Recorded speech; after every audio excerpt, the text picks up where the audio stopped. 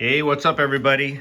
I'm on the cell phone today doing the video because I've had this Valjee drum out in our back sunroom so my wife could practice playing.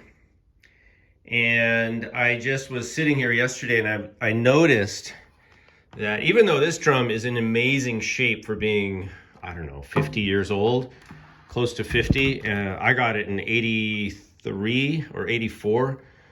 I did notice, I'm going to zoom in here, that it's starting to get a little bit of questionable surface rust on some of the lug plates and the tension rods and the flesh hoop or the counter hoop, like here.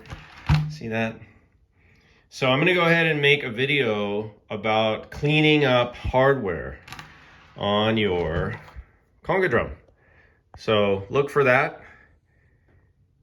and that'll be coming right up. One thing I like about this drum is it's still got the original decal for Valjee, and this is amazing, you guys, because these wear off really easy. It's just a decal, so you know, imagine that it's been on here 40 years plus. So I'm gonna clean this up, and I might change these giant nuts here. It's like so huge. I don't really understand why these have to be so long, but I might go to the hardware store and replace these. And I'm also gonna figure out a fix. I want you to see this. You see this? Okay, so the tension rods often will move in because this washer is not big. If this washer was bigger, it would keep the tension rod, you know, held out away from the drum. But something I noticed on these drums is the tension rods will tend to move in.